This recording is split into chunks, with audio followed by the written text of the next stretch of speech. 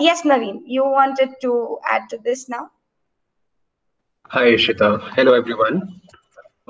So I'm actually not sort of building on the argument or discussion that is going on right now. I Hmm. have completely different ideas, and like, so these are thoughts in my head and what has been happening or what has been going in my head during COVID, or as the stages have been lifting up and new lockdowns have been coming in. So, as I introduced myself already yesterday, I'm a public space design student at Srishti. I'm also working on my thesis project. So, the project that I'm going to talk about is a personal project with one of my friend. So, the idea here was that we wanted to convert our house into a little art community center. So, we had been wanting to do this since a very long time, and during COVID, it made us think a lot. And then, I and my friend, we both felt now is the need bigger than it was earlier. We were not very serious about it initially, but COVID has made us, little more. So our procrastination sort of got pushed, and we started working on our idea. Uh, so the main reason that I think, you know, or what I've been thinking is, uh, what can I do in the space I am in or the space around me? Since when I was working on my thesis project and the lockdown happened, and as soon as the lockdown lifted, I did try to go back to the communities that I was working with, and I wouldn't say that I was they were not welcoming, but it's not. I feel it's not right for me to go now, and because we all are little vulnerable in a stage somewhere or the other. So we are not. I was myself skeptical about going there and talking to them and still working on. So I was thinking of this larger community where we try to sort of work on the communities which are in different areas, and we go there and we approach. So that's how things happen on field. But I wanted to take a step back and think about what can I do about the community which is living around me, rather than So I feel that it's not uh, because of any other reason. Because I feel if I can do something here, I don't want to go out of this space and get into the field right now. And so now we earlier in terms of design, we were thinking how many people can come, what where they can sit, and all of that, right? Now after COVID, we have started thinking in bringing the design subtly so that it's not on the face of people who come here. Like if you go to the shops outside now, we have created these small squares or circles or these boundaries, which are very impactful, in which are very visual, and it does. So I mean, what I'm trying to say is that sort of changes our behavior in a way, how we sort of judge somebody else, or what if somebody else is not standing in that box, then we start commenting on that, and sometimes we also might not follow it, right? So it is so on our face that we are starting to judge people based on these small boundaries that are created, which I'm not commenting on that it is not necessary, but so that triggered me a lot, and I don't want to do that same here. So my space, or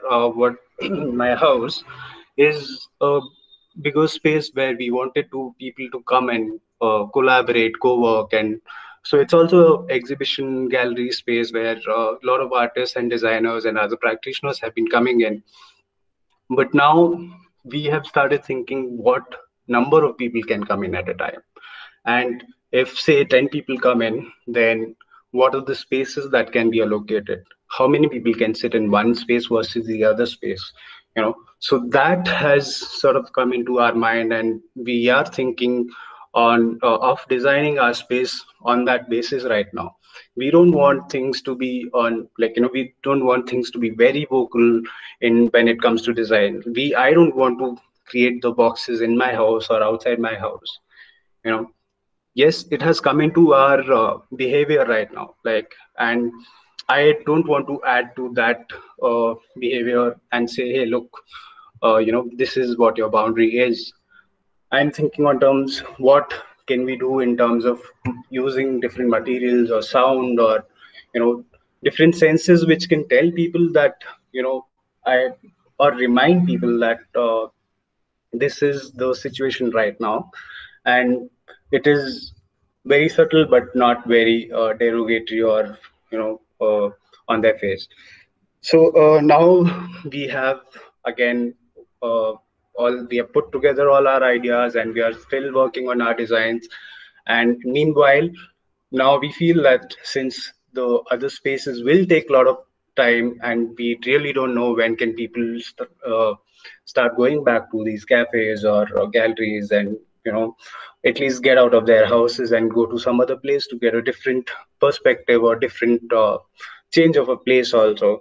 So with that note, we have sort of opened our space to people now, and we are right now we will start doing that with the number of the people, and then we are working on the design which we'll be implementing, and sort of uh, letting this space open for other people.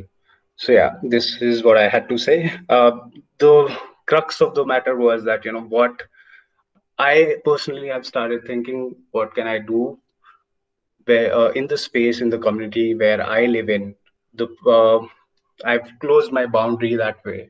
I've started thinking about what can be done here, rather than going to say Bidar or Wayanad or any other place where I've been working.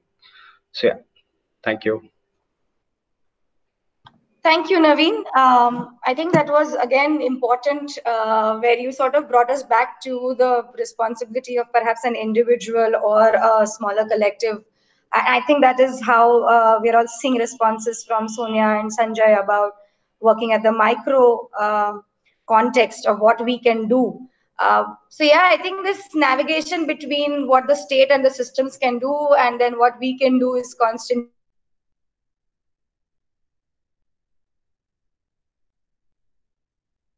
Tiptoeing in both these areas. So thanks, Ishita, Naveen. Ishita, your last sentence was not heard properly. Can you repeat it again? I just said that I think this tiptoeing is necessary, and I'm glad that we are doing it even through this platform, where we are looking at what the state and the systems can offer or should be doing, but also what we can do as individuals and as a collective at a smaller scale. So Yeah. I'm just saying that thanks for bringing that up again. I have a more of an operational question at this point for everyone, which is to say that participants are not many. So the idea of breaking up today's sessions also in two parts was in response to that idea that we'll take until 12:30 to look at everybody's presentations, and then we'll need a space for discussion. If everybody's okay, we can make this session until 1 p.m. And continue the discussion, because I can see Sonia, Johnson, Sanjay, they have a lot to say from what the participants have presented. And perhaps after that, take the conversation offline, maybe over WhatsApp, over Google Documents. Even perhaps we might come back to you with a form and see how we can take things forward and not push for another session this evening. Is that sounding like a good plan? Does anybody have any reasons or thoughts why we could agree we would need to meet again at 6? Or is 1 p.m. until 1 p.m. now a good idea? Responses in the chat will be helpful.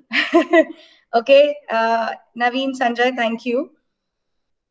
Okay, Johnson. And Swarnima, I think, he has already mentioned to me she cannot do in the. Okay, wonderful. So I think most of us are in agreement with this idea. So I'm going to now hand over the conversation to the mentors or the speakers. Once you heard the participants, and I like the fact that participants' questions were much more practical, perhaps about what they can do as designers or artists or even teachers.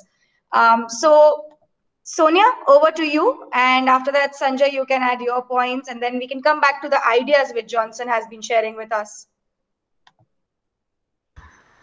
Hi, everybody. Hi, Sonia. This has been like so good.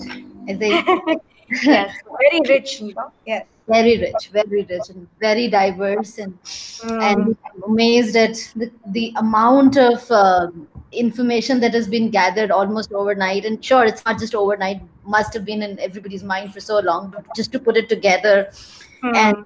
been listening to it. So, Ishita, just help me clarify. Do you want me to put forward thoughts based on what we heard, or more as a Q&A? What do you prefer? It would be nice if you had specific thoughts for any of the presenters. Not to say that we need to review or respond. I mean, these were very initial thoughts. But Yeah. if you had specific response to A, B, or C, then mention them and tell us. And then from there, you can give us a larger perspective. And then we can come back to individual conversations as well. So I'm going to go by listening to each of the mentors first and then try and see how we connect it. Okay. So, I mean, from the session from Aparna and Swati, I think the point that they made that should design in future promote closeness or distance what is super super amazing. I mean, just the thought of it that okay, I mean, so far the design was designed the way we all knew it, but just to look at it in context, we have no idea where this is heading, how long, what. But to observe design in that context is amazing. I'm taking that on. So thank you, Parna and Swati, for bringing that up. David and Manan, the kind of thoughts and the kind of situations you've brought together from across the world of eating out and socializing, that I mean, just the fact that images are out there and people are already building on that. I am I'm wondering this in the Indian context of how much of this we will apply. We will, because I also feel that we as Indians are a little casual compared to the rest of the world. The chalta hai is a more of a narrative in our head a lot of times, and that also has got a lot to do with what resources do we have in hand, how much of a choice in the matter do we have. So the kind of visuals that you brought in, I was wondering that do you in your immediate environment, do you see us being able to bring in those kind of lifestyle changes, the like just the restaurant thing, or the various things do you see even in a small pocket? Because if we can implement, if really a time needs to be like that, though I am myself not very clear that if we're heading towards such a long drawn distance in time, but if it may be, do you see that this can be sort of piloted in smaller communities and done that, and then can be put as example for the country? That was my question.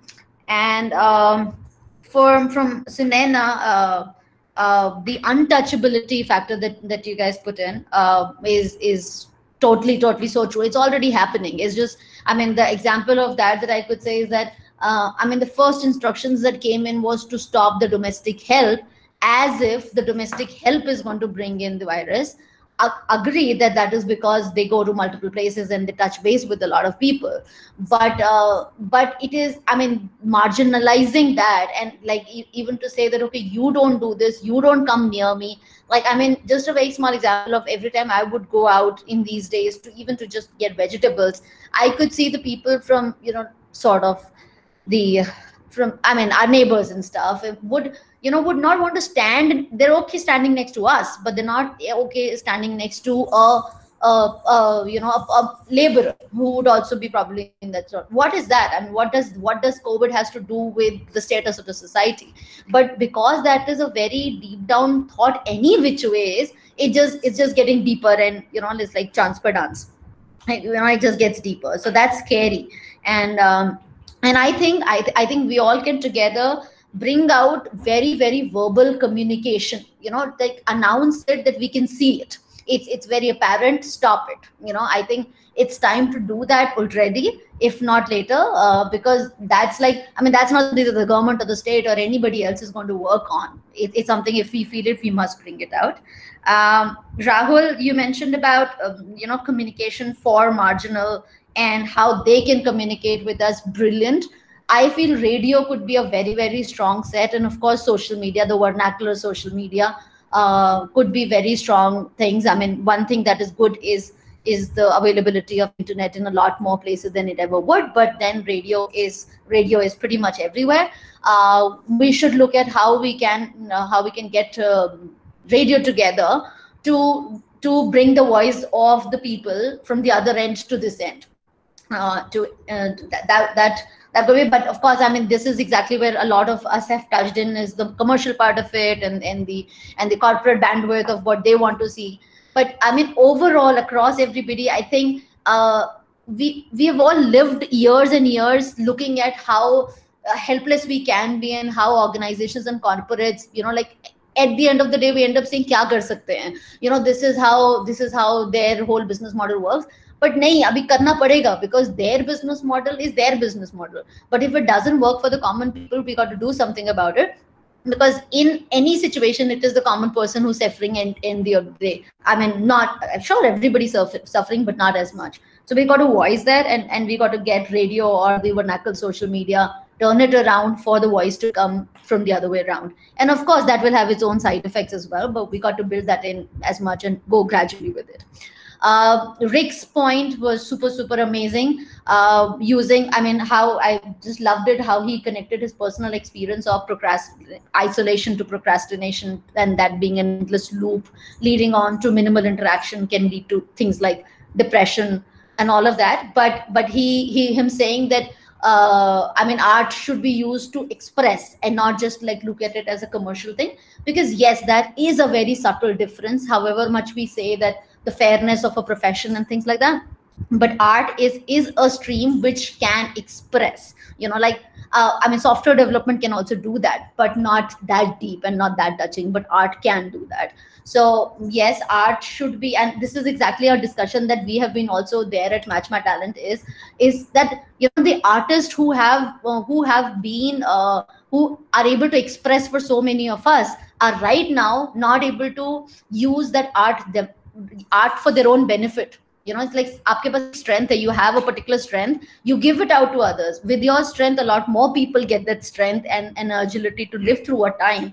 But at this point of time, their own strength is not able to help them come out of that. So it's a dichotomy, but it's again a movement. If it starts from one end, the funnel could start in and more people could take on that. So that was amazing. Shravan and Shrijan really loved the word reverse migration. I am sure it's very, very simple, but I hadn't heard that. And so it's making me think in a lot more ways of, yes, of course, we are in a reverse migration space. And yesterday somebody was talking about, I'm sorry, I'm very bad with names, please forgive me for that. But somebody was talking about how the reverse migration, like people going back to the villages, and hence they becoming more okay about being in the village and not, like trying to find out resources and all that. That would be like a dream come true. That would be like so super amazing that people could find, and also the contentment, like it's more to do with, humans have got more to do with contentment than what actually they have at hand. If we all are okay with what we have, there is that much of a lesser of a fight happening there. But also the issue here is that their villages need to have the basics. Like the basics need to be like, all of them cannot put together the basics. The basics will still have to come from the rest of the world. So again, if we can start doing some prototyping even around it, like one village by one village, one state by one state, we could start completely something that should have been done many years ago. The pension fund that you talked about, the domestic workers per square feet, brilliant idea. The parking fine that you said, as per the type of the class, type of the car, amazing idea, very simple. But if like even one or two of these things get executed, it starts giving out the message that we can't generalize something, because when it is the other way around, then we are not generalizing, right? Right now, we have not taken care of everybody in the same radar. But when it is about the citizens coming together and paying their taxes or paying it, then it's all generalized. It's all very, everybody has to do it, and there's no maafi, there is no hearing, there's nothing. Everybody has to just do it. But when it's the other way around, then one can just turn a cold eye and say, can't do such a big country and all that. So yes, we need to start with certain examples like that. Holding state accountable. The Ola example of if the Ola rides could have been the possible pension contributors to the drivers is brilliant. Again, like all of these things are something that ek do bhi ho jaye isme, so there is we're talking about.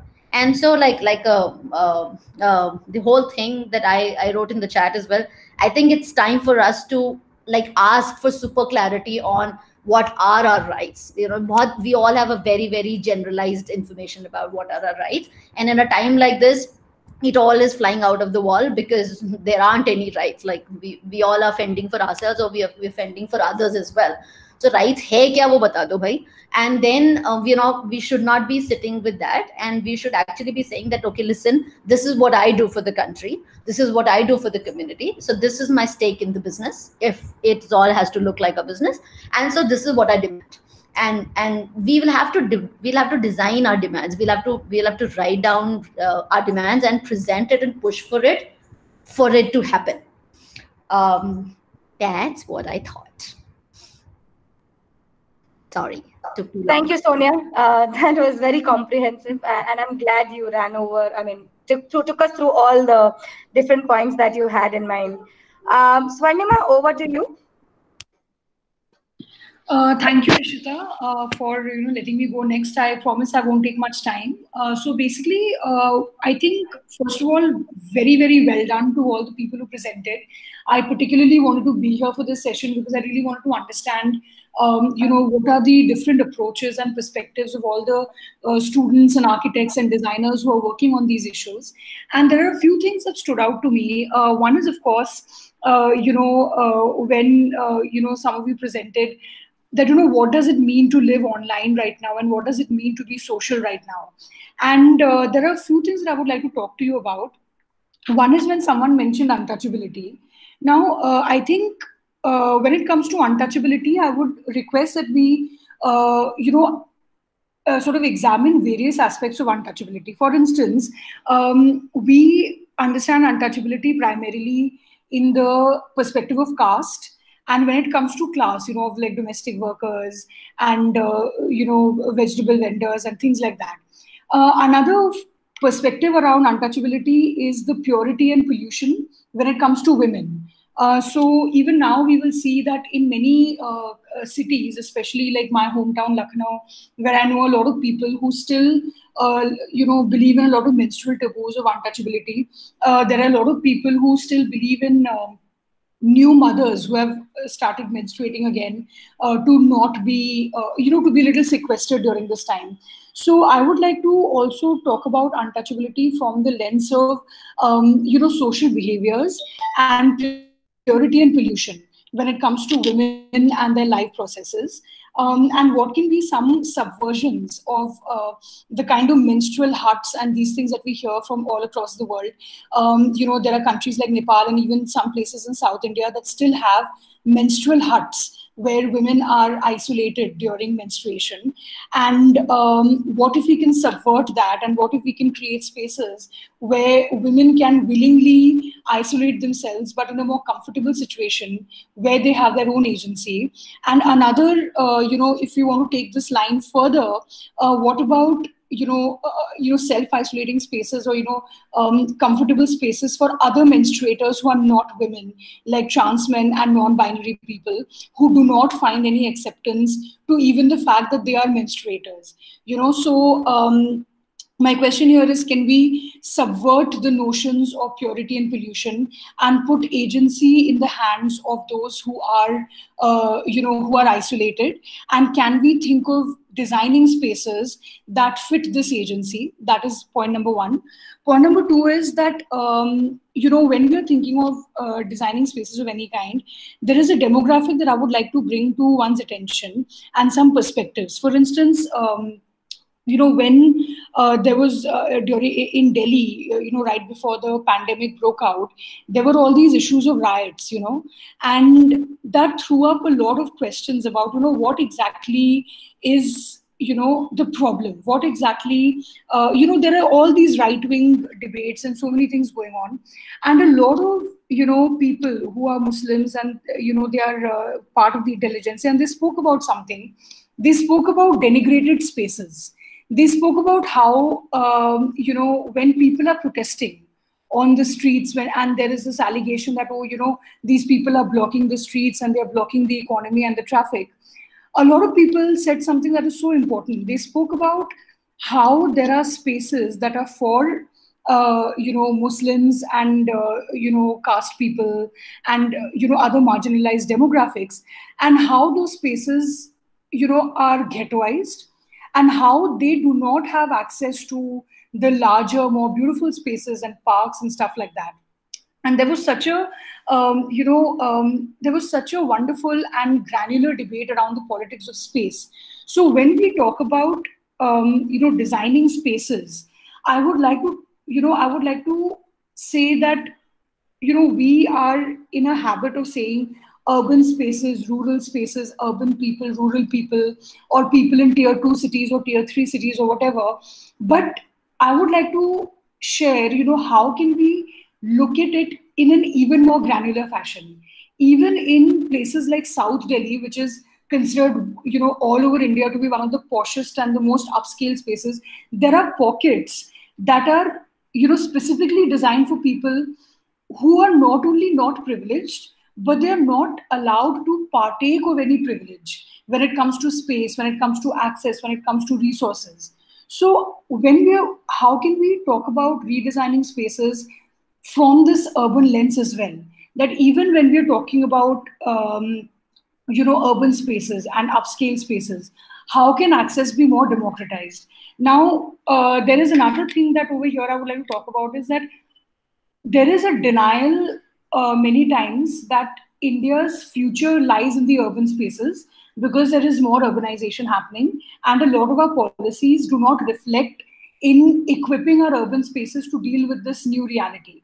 And the biggest thing and the most important thing that comes to my mind when I think of this move towards urban spaces is this, that even now, even in the educated spaces, in the elite spaces, and among educated people, there are these invisible lines of who gets to stay where and who gets to access what.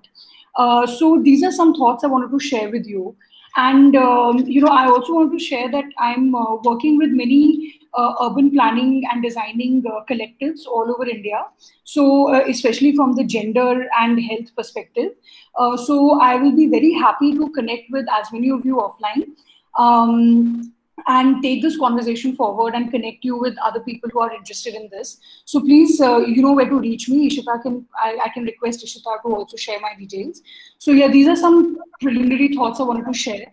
And what I really loved was the kind of perspectives and designs that all the presenters got from all over the world, and looking at human behavior and integrating them with the nature of space itself and the question of space itself. That what is space anymore? Is it online? Is it offline? And speaking of that, I would also like to say one last thing about online spaces, that actually much before COVID, from the gender perspective, the online space had already become a very real space, where we saw that the same kind of violences that were being perpetrated, the gender-based violences that were being perpetrated in physical spaces, they were being replicated in online spaces as well. Whether it was trolling, doxing, of various kinds.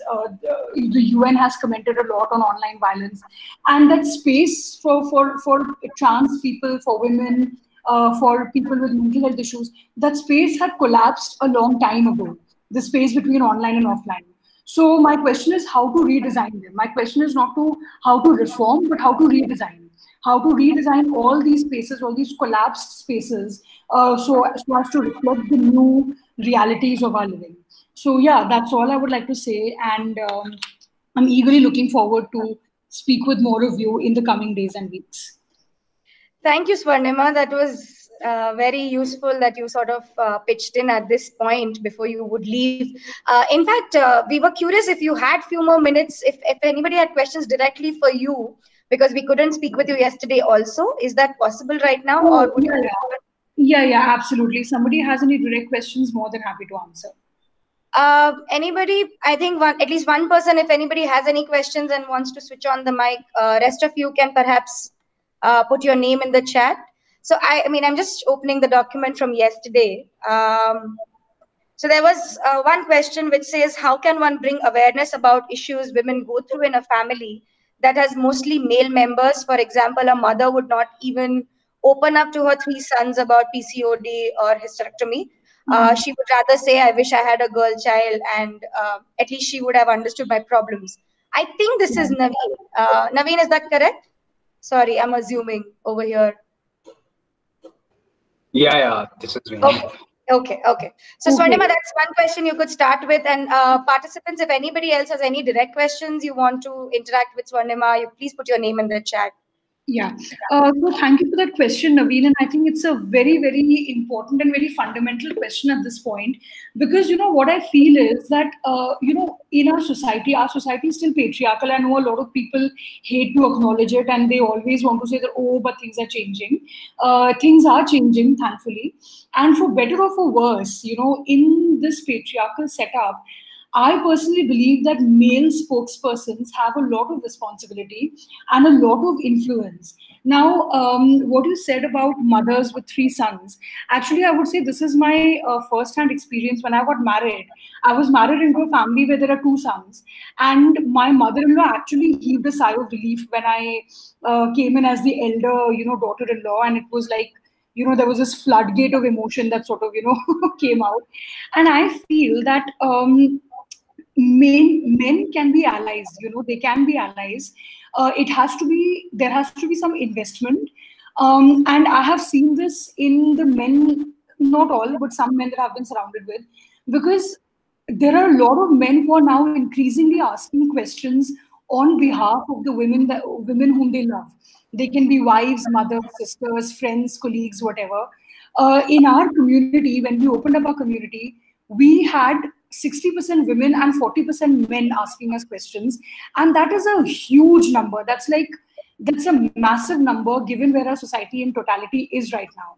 So while it is difficult for older women to sometimes, not always, sometimes, raise these questions and bring men into the conversation, I think a lot of women these days are doing it. They're talking to their sons, their husbands.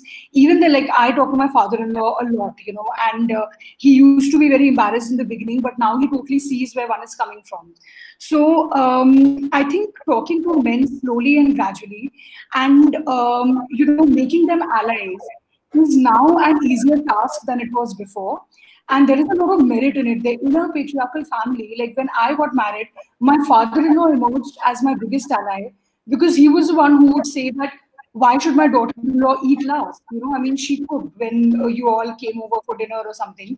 And when he says it, it matters, because he's a quote-unquote more respectable senior member of the family as compared to the newly married bahu, So I think men can be great allies. For better or for worse, the emotional labor of forming this alliance comes on women. And this is an emotional labor that a lot of us still begrudge. But I think that's the way to go. And that is what I would like to say on this topic. Thanks, Swarnima. Anyone else? Anything? Thank you, Swarnima. Shrijan, you also had a question yesterday. Do you want to pose it again, or is there any other question that you have in mind? Yesterday's my question was more a general question, given that Swarnima, you have worked in Delhi, especially at the intersection of gender and public health. I'm sure you have noted how the state has failed spectacularly in its duty, not just this particular government, but successive governments. So I was wondering if you could talk in specifics about what are the different ways in which you've seen the state fail female citizens of this republic. Yeah. So, my background is actually in public health, and the whole reason I started a women's health platform was because I was actually quite aghast at the public health system and the way invisibilization is written into it, which is a direct fallout of, like I had said, medical under-research and things like that. So let me give you an example of the Mohalla clinics, because this is something that is discussed a lot. And I will tell you, the reason I'm giving this example is because there are some redeeming factors and there are some very, really strange things. Now, for instance, when I was working in Bombay for a while. Um, there is this one, I would say that in an entire hospital, there was this one ultrasound machine that was for pregnant women from under-resourced communities. And there would be a long line, all right, a long line of pregnant women, daily wage laborers. They would just keep standing. There was not even a chair or a dari or somewhere where they could sit.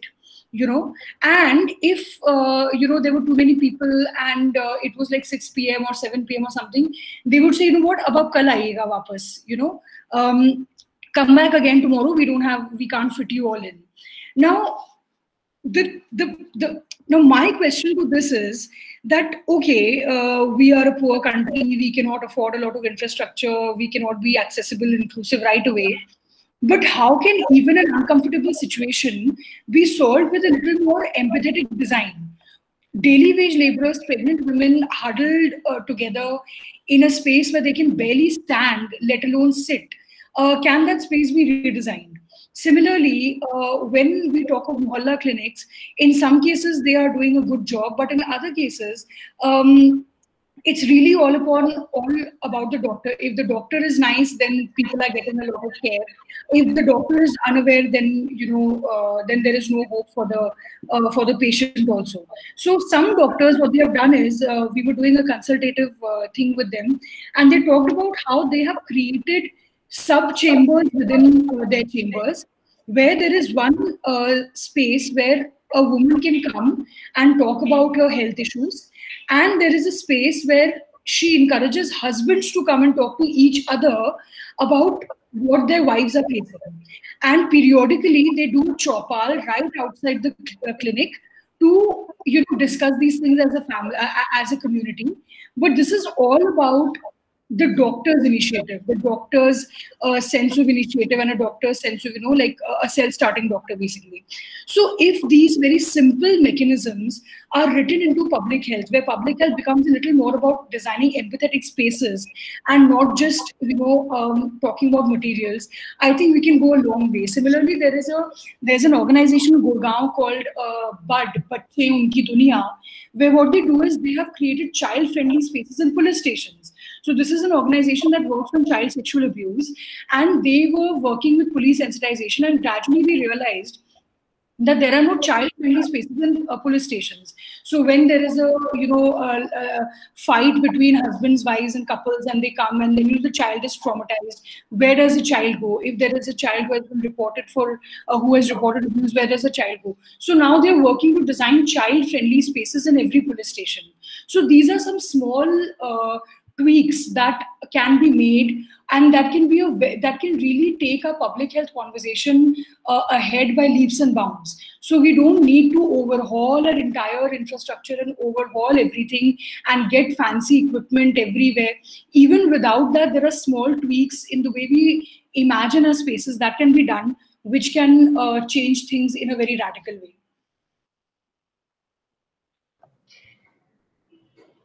Thanks, Swarnima. Shravan, you had a clarification as well to add for Swarnima.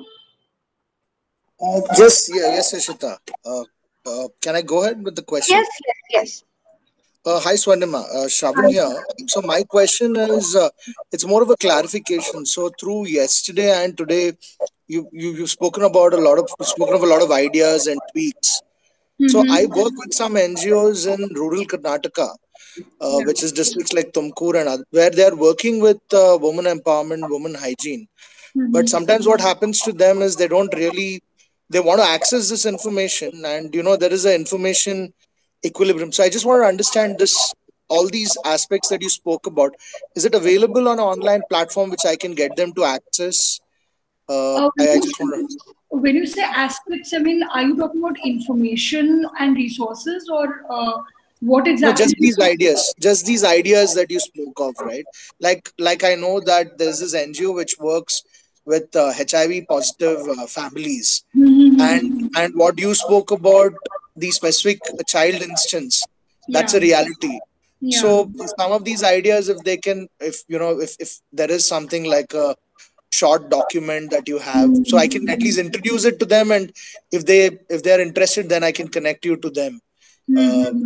So, but of course, within language is a challenge, because they usually, so they need a translator at. So I just want to understand if I could, access some of these things that you're working on, because you said you're working with architects. So so I just want to. Yeah, so I would like to redirect you to the work and some of the stuff that has been produced by IIHS in Bangalore, and also SPA in Delhi. There is a lot of work that's been done, but I agree with your problem that most of it is so academic in nature. That if somebody is engaging with these issues on ground, there is definitely an information asymmetry there. And with there is a research network that some of us are starting out, like right now it's been just a month, which is a menstrual cycle research network that some of my friends have started, and I'm also involved in it, where we're trying to democratize this very thing, the intersection of menstruation, health, policy, space, design, all of this. And we're working on how to make this information more accessible, more visual rather, and also have some stakeholders who are working on the ground. For instance, this was a big problem that we faced during COVID relief, when people were trying to give period product kits, and even UNICEF had this problem that they were not able to reach out to women to give these menstrual product kits to them, because some families said, what, this is not as important, give us dal chawal instead. So we face these problems firsthand, and we're always facing them. So definitely this is a huge lacuna. However, I will still look for something that might be of help, and I will share it with you. Just if Ishita, you can share my details, or somebody, you can just take it from the group that was created. I will be in touch with you. But yes, I agree that right now this is there. It's not there so much, to be honest. Oh, another resource you could look at is Pratima Manohar. I think Urban Vision is the name of her organization. They work on they work with this brilliant organization called Safe City, which is headquartered in Bombay but working pan India. They work a lot with gender-based violence, and I know that Pratima has been a huge collaborator with Safe Cities and creating online and offline spaces for women's safety. So that is also something, there also you can find a lot of good resources. I know that they have recently started something called Safe Circles, which is for survivors of domestic violence, and we are collaborating with them. But these are all very new. And if I may say so, putting a women's health perspective on urban planning is, it is not a new idea, obviously, but like the democratization of working on this is still a new activity.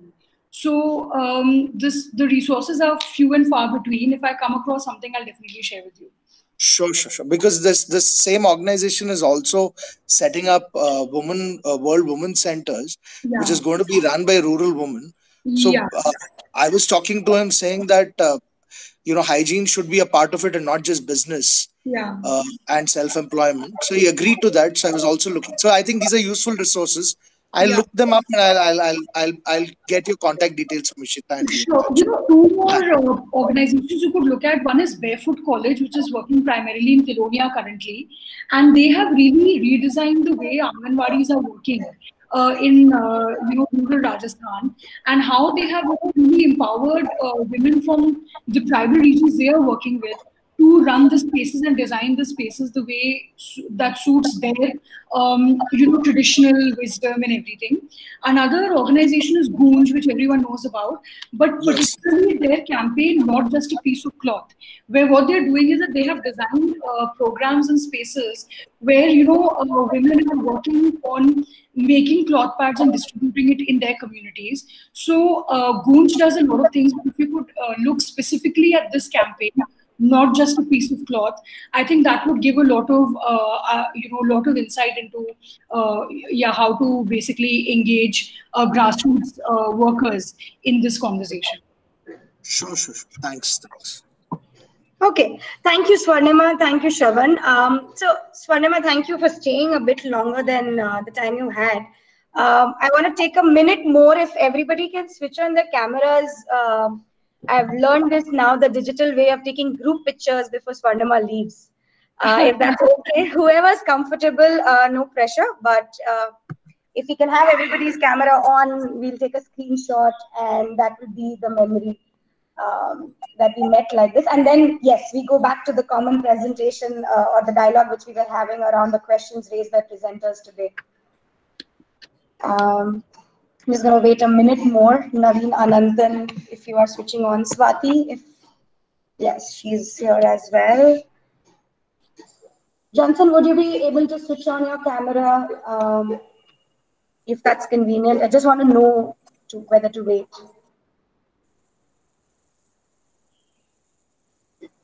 Okay. Johnson, are you there?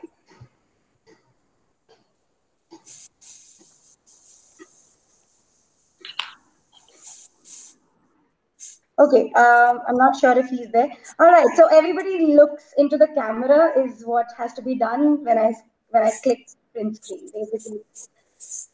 Okay, that calls for a smile. Thank you so much, everybody. Before anybody else leaves, we lost at least Manan basically on. Okay, I've got one shot.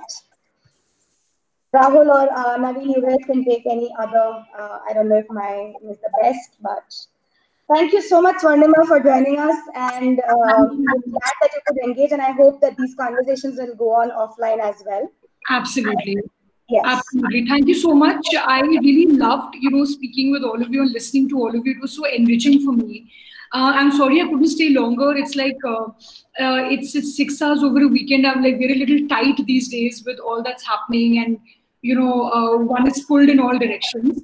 But I'm looking forward to engaging with all of you in the coming weeks and months. All the best for all your work that you're doing. Thank you, Swarnima. Thank you so much.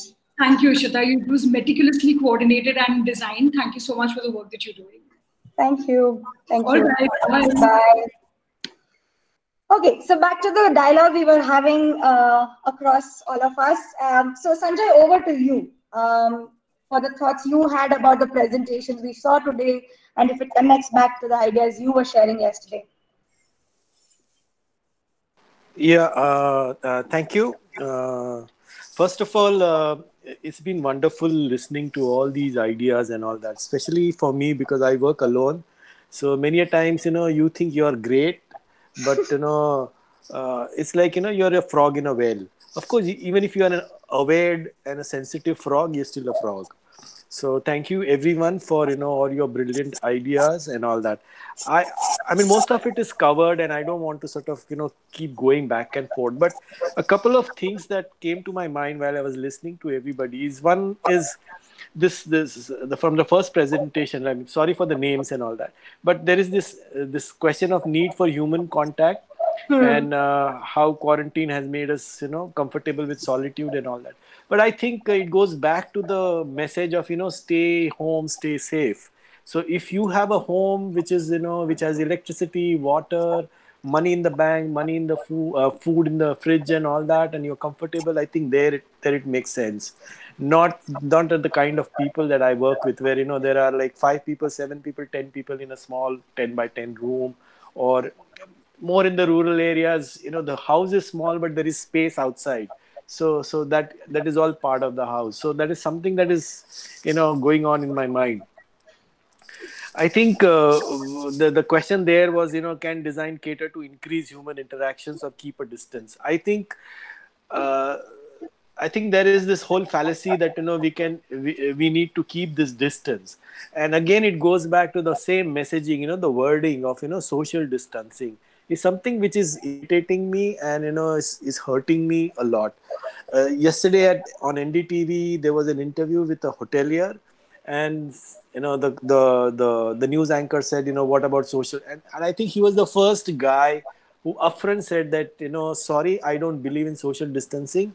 I believe in the word physical distancing because that is more important at this moment in time. But somehow this, I mean, as I said yesterday also, we have been experts at social distancing for 5,000 years. So it's not going to go away, and it'll never go away. But I think if we begin from ourselves and, start changing these messages in our mind that, it is physical distancing, it is not social distancing. Because social distancing, as somebody had pointed out that, there are squares and circles outside now, and then, everybody has to sort of be regimented and obey. I think that is what is all creating these kind of, things in our mind.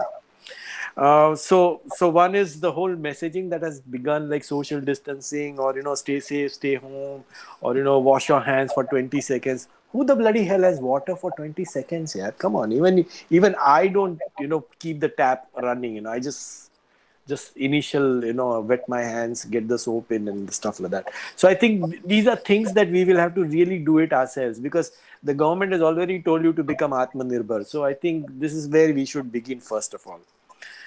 I've been thinking about this neo social beings, the second presentation, and what does it mean to be social anymore? Looking at what is happening currently, a lot of people have spoken about, how privileged we are and how privileged people are, pushing this boundary little further, being, I wouldn't call it antisocial, but being asocial.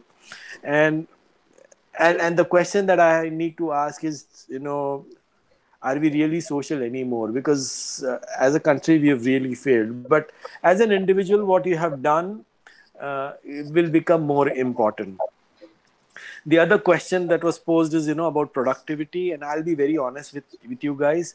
Like for my work, most of my work happens in the field. I have not been able to go for 60 days. I have done nothing. I've just been at home. Okay. I have not tried to, pressure myself to be productive, do this, do that. Probably this is just the third or the fourth session on the net that, I've been part of. And, at the end of the day, probably I might feel productive, but I'm not really, sort of, challenged myself to be productive. What I've done is I've made a lot of puppets. I've sort of talked to myself. I've made a resolve to, move out of this urban shit and go somewhere else. Those plans are there for 3 years, but now they're pakka. So now this is going to be an experimental year. Anyway, 2020 has been experimental. So this is going to be an experimental. I think productivity depends on how much money you want to make, and how much you want to prove to others. At my age, I don't have to prove anything to anybody except for myself. So I don't see why productivity, because I compare normally productivity where you want to earn more money, and you want to earn more money because you want to satisfy a lot of wants. And I think this 60 days or 70 days has showed us that we all can live in, without a lot of stuff. But that's how I look at it. There was this one point about untouchability, and I'm telling you, this is going to be very strong now. This is it will be covered with a mask of COVID, but this was always there. But now it is so. Somebody had raised about, so in our society we have this question whether, the maids or the milkman or the dhobi, should be allowed. So people were saying, no, why this, that. So I questioned them. I said, every day the corporation's garbage collector is coming in every day, right, since day one. Why is he okay? He also comes from the same strata, maybe lower strata. But then, there is this whole question of convenience. And I think we should start questioning that convenience. For example, in our building, the other day, the lift had stopped some month ago. They found him out. They got him a pass. They got him to the building just because it was something to do with our privilege. So I think we'll have to also keep that question in mind. I like this idea of, giving as much as you can. And I've seen that the poorer you are, the more you give. And I've seen that across my board, across friends with very small NGOs who probably, always tell me, Sanjay bhai, please, write our annual report. We can't pay you. And I've always done it. But these are the guys who are really calling up and, trying to do something. And I think the bigger ones are not doing anything. The question of reverse migration, yes, I've been talking to my leaders, and they are worried, especially in the tribal belt that I work with. and they are worried because these are people who went to the cities, with a specific skill. But now I don't know how they will have to reskill themselves if they have to stay back.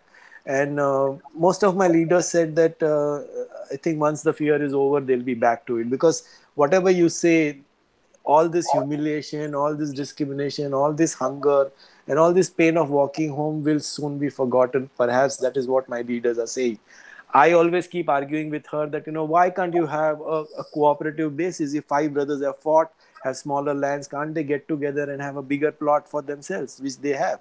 But I think that is going to be a big battle for us also when we talk to the communities. Um, I have a proposal where I'm thinking of doing some content development. I've done a lot of work post COVID as to what I need to tell my women leaders and stuff like that.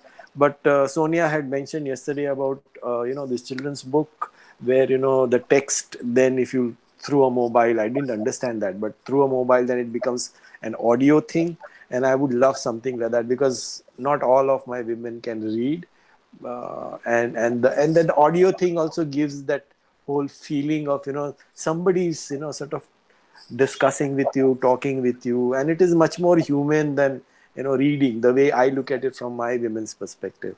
And I think that is where those are my basic comments, or thoughts, or whatever you want. But Thank I have been disturbed with this question: is what does it mean to be social anymore? So I'm going to sort you. of, yeah. Yes. I think it was that disturbance which brought us to doing this dialogue. If we have multiple perspectives and if we can find some resolution to what will it mean to being social. Absolutely. Yes, and that is why I'm saying that this is not a question we can perhaps answer in even No, I think we'll have 24 to hours. experience it. Yeah, yeah. Experience it, but also do things to Yeah, sort of and share those experiences. yeah, So, just absolutely. to bring to your notice what Naveen said is something that I experienced. That it has been a place for me to go to their place. That's my only social outburst in the last 6 weeks. Because they are not questioning, they're not judging. They're in an independent house. There's no society. So things like these, which are going to be very micro, personal Yeah, narratives, yeah, yeah, we put these together and build something. And how yeah. I deal with the security guard at my society or the laborers, daily wage earners near my society. Does that tell me something that somebody in the group can carry forward? So Yeah, sure. these are going to be hopefully continuing conversations. So thanks, Yep. Sanjay, for wrapping it up. Johnson, over to you. I think you have also been sharing some thoughts in the chat, so I'll rather let you tell us all that you have been thinking. And then from there, as you suggested, things can be taken over offline as well. Yeah. So, first of all, thanks a lot, Ishita, because I think my view of the situations have also changed, and then there are a lot of inputs that all the participants have given. Mm, Much of the things have already been spoken by the other speakers, leaving less content for me, which made my work simpler.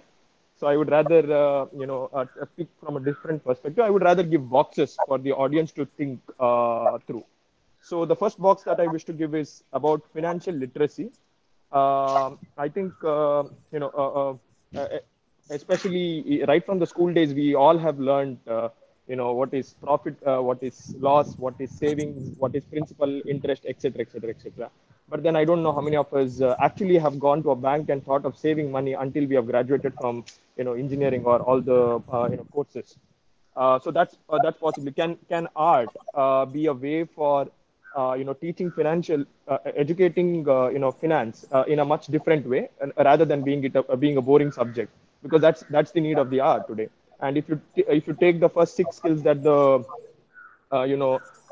global skills recommend, I think financial literacy is somewhere in the fourth or fifth, apart from all the other skills. So that was the first box. Second box, yeah. Second box is how do we use murals to communicate post COVID? Like a couple of people already pointed out that communication is going to be very minimal.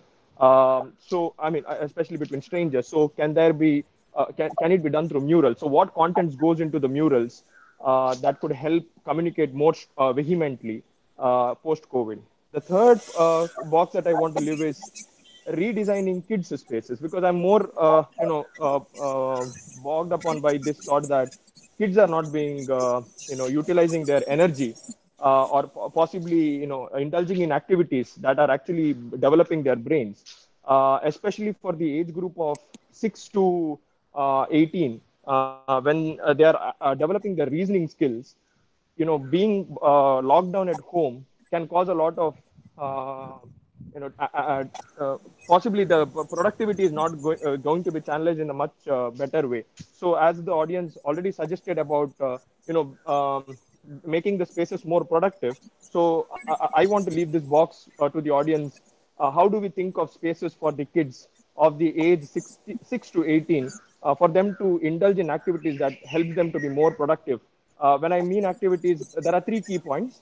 That is one, play, second, experiment, and third, share. So those are the 3 points. How can these happen within that space? Uh, Fourth is, when we speak about unemployment itself, I think we also really need to see, why did the migrant workers first of all come to our space, and then what kind of work were they actually doing. So if I see from my own region, based on my work that I had previously done with a couple of NGOs, we realized that it is also with regards to the status that is more prevalent in our region, that made migrant workers to come to our space and then start working. It could be, like you said, the municipal workers, or for that matter, the ones who give out groceries, and the ones who cook, also cleaners for that matter. They're all not from this region, but they are mostly from the northern states. So clearly, there is a lot of gap that is being created today because the migrant workers have gone back to their hometown. So clearly, there is a lot of gap that is being created because the migrant workers have gone back to their hometown. So how do we fill this gap that has been created due to reverse migration? Okay, so lastly, I want to leave with the certain comments. Every time there is a war, there is a new technology that is created. For example, during the First World War, it gave rise to communication. So radios came because of not being able to communicate to distant soldiers. During the same time, just because they wanted to block the flights or aircrafts, microwaves came in, and then eventually everybody has a micro. We got access to microwave ovens. Even for that matter, biryani for that matter was invented because Mughals could not cook their food, in less time. So they wanted to put all those things together in oven. Sorry, I mean in a concealed vessel, and so that they can give more nutrition to their soldiers. So every time there is a war, you have something new coming out of it. So I'm expecting that this time, because of this COVID war, there would be more of technology inventions in terms of communication. Specifically, if you see today, video calling has become the key. But I also think that virtual video communication is going to be the next big thing, where people can feel more of sitting next to each other than just having a two-way visual communication. If you see, the groceries that we usually buy from the kirana stores, uh, that that has kind of increased. I mean, people rather going for the supermarkets today, they would rather prefer going to a kirana store because the number of people coming to the kirana stores have reduced. So, which means the chances of you getting affected by COVID is less. So the faith on the kirana stores is again increasing. So that means more business to the kirana stores. Even if you check the partnership of Geo with Facebook, it is more to, or WhatsApp. It is more towards empowering the kirana stores through their APIs. So you see there is a lot of transformation that is already happening. So I'm quite positive about the changes that are going to happen post COVID. So these are my thoughts, and these are the things that I really want to leave with the audience. The more we substitute work that we usually do through technology, there is more time available for us to do meaningful work. So that's the message that I wish to leave. Wonderful. Thank you, Johnson. I think, yes, you have given us quite a few directions to start thinking about and perhaps pick and respond to as well. So that's a wonderful summary in terms of action-oriented approach. Malini?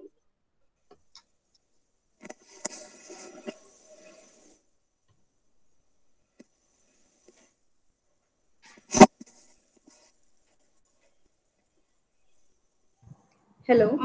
Yeah, Malini. Yes, we can hear you.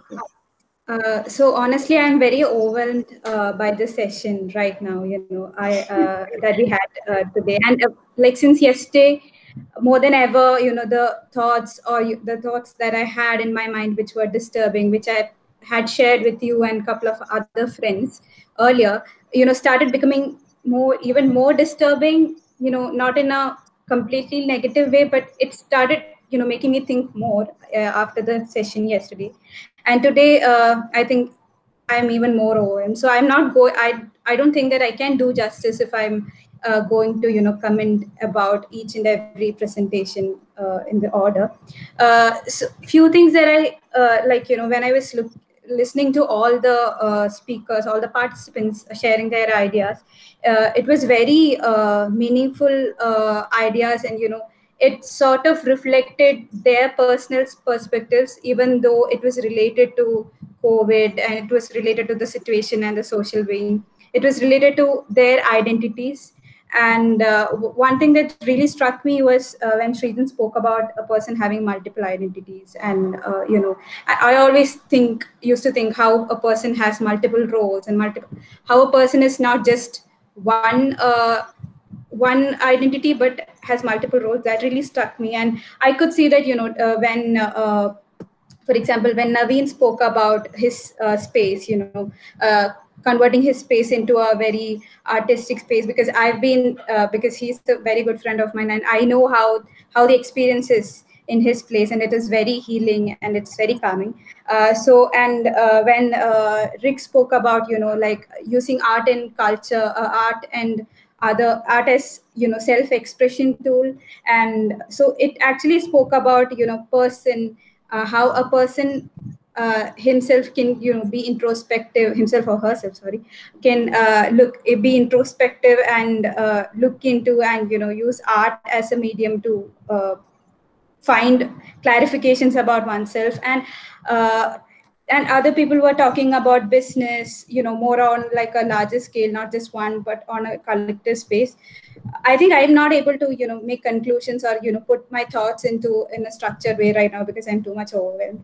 But few things I would like to say is that there are different levels that we are talking about, different layers, how you told yesterday. And it's very happy, like I'm very happy and I feel very glad that we are finally speaking. People from different layers who think about different layers are coming together and speaking about it. But somehow I'm sure that like we won't be able to make the conclusion or make suggestions in one conversation, but I wonder whether we would be able to make something like collectively. So in one layer we are speaking about mental well-being when you are at home, when you are not able to like socially connect people, meet people, when you are not able to go to cafe, when you are not able to go to malls, so socially interact with people. And one level you are talking about virtual media and how like virtual world, and how we are getting accustomed to all those.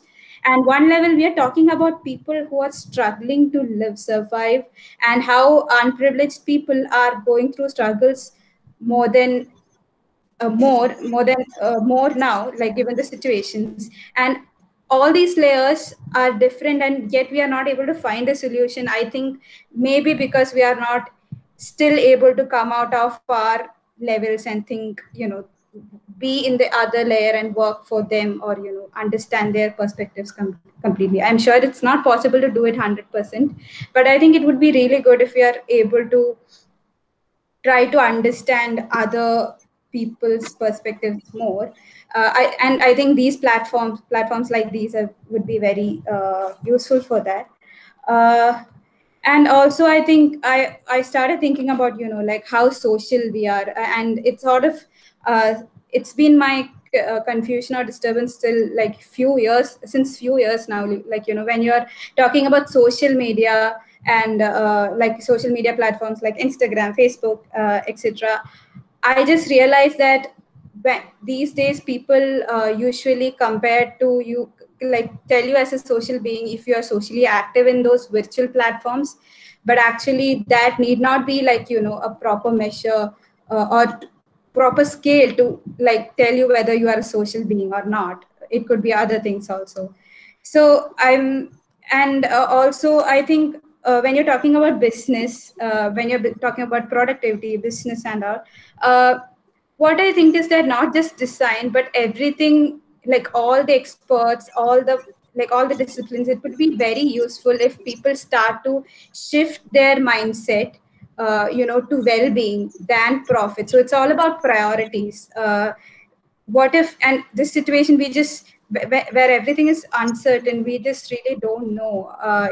It makes it very clear that survival is very important.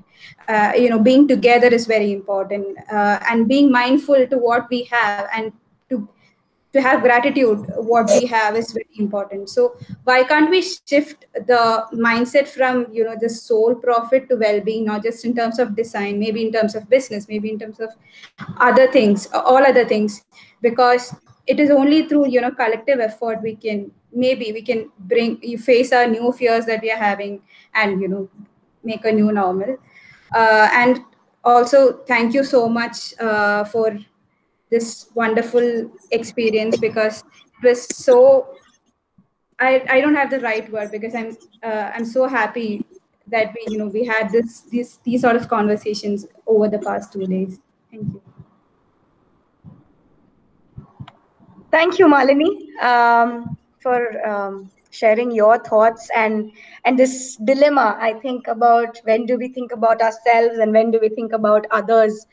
It's been, at least for me, it's been going on for 8 weeks now, and sometimes it happens at the same time also, and you're lost. Am I doing enough for myself, Yeah. or am I? Ishita, can I add one more thing? Yes, please. Like when I was listening to all this, what I like really felt is that, like how you tell it, each and everything should start from your mind or yourself. It's important now more than ever, because like each changes can have an impact if you start if you start working on yourself. And it might sound very naive, the ideas might be very naive, but if you start working on yourself, you will see changes. Malini, can you repeat the last line? You cracked, your voice cracked basically. So like more than ever, I think it would be very useful if we, like even the idea might sound very naive and very superficial. It would be very useful if we start to focus on ourselves, and you can't be just be you can't just be ignorant, and if you are starting to try to be more mindful about yourself, and I think that can be the start for every tremendous changes. Okay, thanks, Malini. That's added value as well. Okay, so we don't have any other respondents. I think, as Malini said, it has been overwhelming, but also something that we perhaps want to comprehend, spend our time over, mull over. We can continue conversing over WhatsApp. We will be sort of sending you short feedback form, or rather a feed forward form, which we could use perhaps to plan what comes next. And we would hope that you would want to continue engaging with this platform and perhaps get more people onto board. As a moderator, but also I think just not with that pressure alone, but I felt that there's something that I took away and I would want to share, and people could respond to that or not. But sort of a closing remark, I thought what we really discussed over the 1.5 days and 3 sessions was an acceptance and an agreement of a new social reality which is coming into play, whether it finds its roots way back 100 years or 200 years or 5 days back into our lives. It's a new social reality which also has a sense of continuous change and uncertainty to it. So as practitioners, whether art or design or teaching or social sector, how do we respond as practitioners to a new changing social reality? And the 3 outcomes of it, at least largely, which I saw, were about enterprising, healing, and growing, which I think has always been our interest. So there is a need for money, there is a need for self-satisfaction, and there is a need for us to grow and multiply our resources and our understanding. But until now, at least, our methods seem to be working on accepting the fact that this is the society and this is how it's going to be. And now we're accepting that there is a new social reality, which is perhaps going to be continuously changing and evolving across platforms, across scales, across mediums.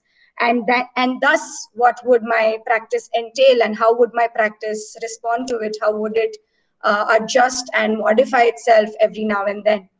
And perhaps with that note, we'll keep thinking about it.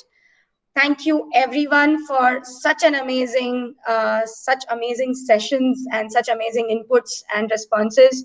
Let's stay in touch. If it's okay, one more muted group on WhatsApp. We'll keep you posted. We'll share these recordings with you as soon as they're up online, and these few screenshots for your memory and for your personal archives. And let's meet again. Let's hope that you'll all join us for the next one in June, and let's keep doing this, whatever be the format and whatever be the situations. I must obviously thank Rahul, Naveen, and Anantan once again. Rahul as the co-curator and amazing visual art that he creates, which excites all of us to come and meet. And Naveen and Anantan for being a backbone, from handling things or just taking up run sometimes and listening to us. So those mechanisms and those ecosystems are also necessary. And this was our first time going digital, so I must thank Google and the state of internet that hasn't crashed and things have been seamless. It surely feels like a new India compared to the India I grew up in. So thank you everyone for all your inputs and all your efforts. And let's keep meeting again. Rahul, anything that you want to add from the team's point of view or anything else? No, I just want to thank people for contributing and sort of giving like much more to sort of take further. And that's been the theme. Like every time through design dialogues, we kind of like it's always a way forward and something to sort of it initiates the next one, and it's a chain. So that trickle down thing and how I hope people like Shravan's here, Anantan's here, a lot of people who patrons and people who come back and sort of contribute to the dialogues and make them much richer. So I hope that continues much further. Thank you so much, everybody. All right, thank you. Bye-bye. Have a great Sunday ahead, and let's stay in touch.